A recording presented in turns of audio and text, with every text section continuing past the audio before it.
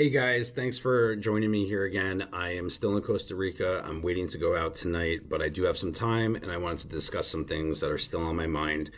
Um, and it's fear. We are in a time of fear in the cryptocurrency market and it's driving people bananas. Fear is a good time. Fear is when you get in. When nobody wants something, that's when you buy it. Ask Warren Buffett. It's worked for him for years. It's the confidence. It's the enthusiasm. When that is at an all-time high, it can be bad. That's when revenue is lost. That's when retail investors lose their minds and lose their revenue. When the building is burning, when the building is on fire, I am running straight into that building, and you should too. Don't worry about saving other people. Save yourself and jump right into that burning building. Bitcoin, it's free from protections and a lot of regulatory standards. So these scenarios happen over and over again from time to time. This is not the first major crash. This is not the first time that the market's been manipulated. It's going to happen again in the future. And if volatility scares you, maybe you should just look at S&P 500 funds, go join Vanguard. They have some really awesome options for you. But in the crypto space, you need to be ready for volatility. I welcome volatility. It's a good thing. It's a bag holder's dream. And in these times, we have more retail investors than we've ever seen before. And there's not enough Bitcoin to go around. These money centers, these financial institutions, I know for an example, at one point, Grayscale was buying more Bitcoin that was produced daily. Now, where's the rest of that going to come from? It's going to come from you off of an exchange. You guys, major players time the market perfectly this time. They used the media's FUD, they used the China FUD, and they are coordinating to drop prices. And, for example, one wallet sold at $58,000. Wow, very good timing. That same wallet bought 3,200 Bitcoin at $32,000. Incredible. Not only am I jealous, well, I'm a bag holder, so I don't ever sell, so it doesn't really apply to me, but I am jealous of the amount of Bitcoin this person has or this institution has, and it's incredibly smart. So he didn't sell at, or they didn't sell at $58,000 and cash out. They sold at $58,000 and they put it into stable coins, which brings up my next point. These stable coins are at an all-time high. The market cap has doubled since February, which is insane. People are selling their Bitcoin, but they're not cashing it out into fiat. They're not putting it in their bank. They're not getting that new pair of shoes. They're not going on vacation. Although in the summer times, I see it almost every year where we see a lot of price drops. And I always blame, big whales, big holders. They want to take their family on vacation. They want to splurge in the summer and take a couple months off. Well, that money comes from Bitcoin and they're going to sell off a little and drop prices. These stable coins, we got... For one is Tether, and Tether is incredibly scary. These wallets, they're putting their money into a stable coin like Tether, and they are just waiting for their next market target, their low price where they could come back in.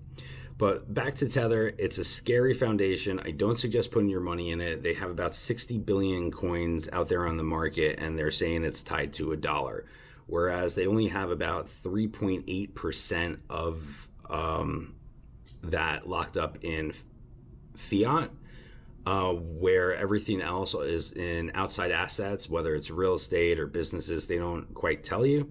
All they do is hide from regulatory organizations, and they remind me of OneCoin because they are just fabricating money and or fabricating coins, and you have no idea what they're doing. Be careful. If people decide to dump all their Tether or dump upwards of 4 or 5% of it, we're going to have major problems. Some news for you guys. Blockfi, they really messed up recently, but all is well. They had a glitch during a promotion period where the promotion ended, and they gave out the rewards, but their system gave out full Bitcoins, not the percentage in $2. And people, I think it was about 100 accounts, they were gifted Bitcoins. One person received 700 Bitcoin. Insane. Imagine waking up to 700 Bitcoin. Well, don't try to take it out if you're one of those 100 people, because they have a 24-hour hold on regular withdrawals to catch things like this and to improve their security and make sure that it's really you withdrawing. So they're not allowing you to withdraw it. They are threatening legal action. BlockFi knows who you are. You had to do a KYC just to get onto the platform. But what they are doing is they are offering a reward of up to $1,000 in stable coins for anybody returning the money. And by the looks of it, I think most people are returning the money. Now, say they don't return the money. Well, they have an insurance fund set up specifically to protect them from internal hacking and mistakes like this. Well, it's a pretty serious mistake, and it is a little sketchy where this big firm can make a mistake like that. But, life happens, and I logged into BlockFi yesterday, logged into BlockFi today. My account is secure. Everything is all well. They are not going anywhere. Biden. Whether you love him or hate him, I don't necessarily believe he's great, but he made an announcement recently about tax concerning cryptocurrency. And one of the things is anything over $10,000 needs to be reported to the IRS. Not just a sell, but a transfer of $10,000 needs to be reported to the IRS. Failure to report that is going to result in a felony. Now, this is not happening overnight. This is going to start taking place in 2023 if it ever happens at all. He's also doubling the size of the IRS. That's, I think, 87,000 new workers concluding in, I think, 2031. So within the next 10 years, the IRS will be double the size. Well, guess what? That needs to happen. I fully support doubling the size of the IRS and revamping the IRS. It's the big shots that they need to go after, not the average Joe. Whereas today, it's one of the smallest government agencies, and they're always playing catch up. They're always behind the ball, and they have a real hard time going after big wigs and big shots and criminals. So instead of 45% of audits attacking the low-income workers, I really hope that this gives them the ability to go after the corporations that are offshoring their money and avoiding tax. China in the news once again, always in the news, China. Well, they are definitely going to be banning the mining, and they have already banned the institutions from accepting crypto as transactionary payments, et cetera, et cetera. Before I get into China, I just want everybody to be aware, this isn't a great stat, but it's not a stat to be ignored, that 35% of the mining power in the world is using renewable energy, whether that's some type of steam power or solar power. 35% of it is renewable, and 75% of miners are taking advantage of those types of energy resources. So there's a major carbon footprint with Bitcoin, but it's not as bad as what everybody hears or thinks.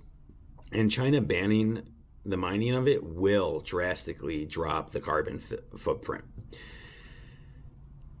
It's going to have a lot of other benefits too. Now, it's going to drastically cut down the leverage that Chinese miners have, and it's going to make it so a lot of the Chinese FUD no longer exists. So what's China doing? We don't have to worry about that anymore. China's not going anywhere. They are a communistic country who is incredibly competitive with the United States and other, countries. They are continuing to manipulate the price of Bitcoin, and I believe it's so they can own more, so they could just keep controlling any financial industry. This is a good thing. This is definitely good for everything. Good for the other miners. It's going to make the other miners more profitable. It's going to get us closer to our ESG goals. Now, what's ESG? ESG is socially responsible investing. It's environmental and social governance. So basically what that means is that if there is, Bitcoin, if it's really bad for the environment, that's going to have a really low ESG score, for instance. Basically, we as a society want to invest in projects that are good for the environment, good for the society, and getting China out of the picture is going to really increase the ESG score for Bitcoin.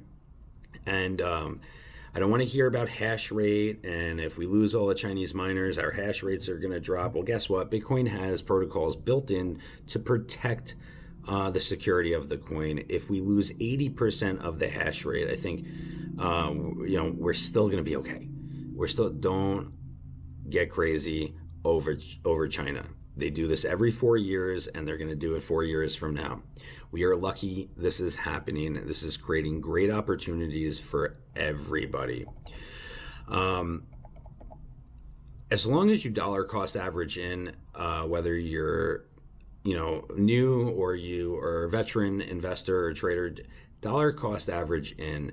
I know it sounds like boomer advice, but it's really safe and it's really going to pay off in the long run. Why stress out? I don't know about you guys, but I'm getting old. My health is deteriorating. I don't have enough hair on my head to lose when it comes to stressing out over the crypto market. I dollar cost average in, and when I get out of things, I dollar cost average out. It pays off significantly. I can't stress that enough. And forget about Doge and SHIB and SafeMoon. Invest in projects that mean something. Invest in projects that have a good foundation and are good projects, huge development teams, lots of innovation, not just copies of other coins with a fancy name and empty promises. That's very short term, very risky. If you get in and get out fast enough, you might be okay. But just remember, when you sell your fancy shitcoin, for lack of better words, someone has to buy it. So someone is always going to end up getting screwed with those types of projects. I'm gonna try to wrap this video up, but I just wanted to give you guys a little bit of a bonus. I get asked this question a lot, whether I'm at a barbecue, having a discussion, or through my Facebook. I post a lot about cryptocurrency within my own social circles, and I get asked the same question over and over again. I have $1,000. What crypto do I buy? Well, the short answer is take that $1,000 and spread it out 5 different ways. That's $200 on 5 different coins. You could do a little less, you could do a little more, but that will give you something that won't overwhelm you. You don't have to buy 200 different tokens or anything like that. And once you're in with those projects, you could actually now start following them and start learning them and branch off and learn other projects and things like that. So what I normally tell people to do is take $200 and throw it at Cardano. And if you don't know why I'm telling them to do that, you got to go watch another video. It's almost common sense at this point. Cardano is a very good project with a huge community and a huge development team that take their time before they unroll anything. I'm a huge fan of them, and I'm going to leave it there. Another coin that I would say throw $200 at would be Matic. Matic is a second layer to Ethereum. It really helps Ethereum out, and it's a project that is going places. Also, another one very similar to Matic, I'm going to tell you to take $200 and throw it at Solana. Solana is incredible. Again, I believe it's another second layer to Ethereum. Their whole things is, I believe they could do 50,000 transactions in 1 second. That beats Visa. I think Visa is like 33,000 or something. So Solana is a very good project. It's really gaining momentum, and it's a great thing to at least follow, if not invest in. The fourth coin, and I kind of say this with a little tongue in cheek, because I'm not really a big fan of the CEO of Binance, but I do respect him. And I respect him for many reasons. He's very innovative. He's always on the front line of things. He's always trying to better his platform and give his investors more options. So with that being said, the Binance Token is an incredible opportunity, especially in this downward trend market that we are seeing. It's going to be around a long time. It's the largest popular exchange. And the ambition that CZ Binance has is incredible. So check out Binance Token. And for the fifth coin, kind of a toss-up. I fought around with some other things, but I think that to kind of round out this theoretical portfolio, I'm going to tell you to take $200 and throw it at Aave. This is another second layer to Ethereum, but it's got a lot of interoperability. It's a decentralized lending and DeFi platform. It's great. And again, the price is on sale. So if you have an extra $200, throw it at Aave. By the time you do it, it might only be worth $200. You might get a whole coin. But start following these projects. Set some Google alerts to send you an email every time it's in the news. Read, learn, join free newsletters, follow decent YouTubers, and at the end of the day, do not panic, because remember, you're dollar cost averaging in, and when things start to come back around, you are going to be really happy that you did so. So, in conclusion, guys, under no circumstances, if you're trading or investing, do not deviate from your plan. Ever, ever, ever. That's when mistakes happen. You are not perfect. You cannot time the market. You don't know more than the next guy. Remain financially responsible.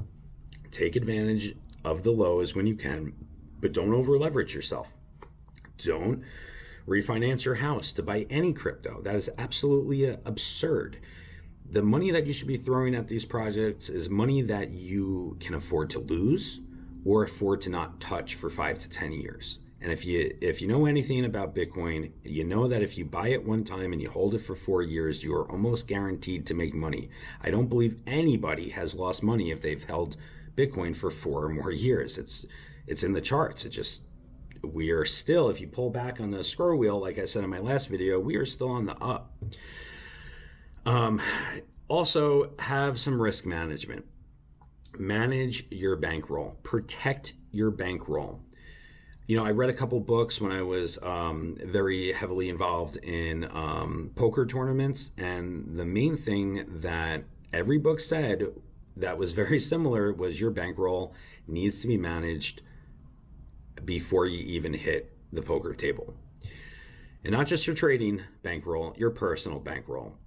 So don't spend money that you can't afford to lose, and only spend portions at a time. Don't be emotional.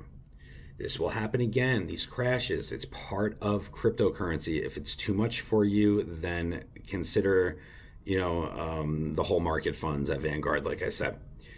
Trading is probability and statistics. It's averages. You're not going to be perfect. Don't try to time the market. You're missing out on so much opportunity, and you're going to make mistakes. You might get lucky a few times, but you're eventually going to make mistakes. We are going to hit bumps in the road. Be a long-term hodler. Hold your coins and enjoy the future.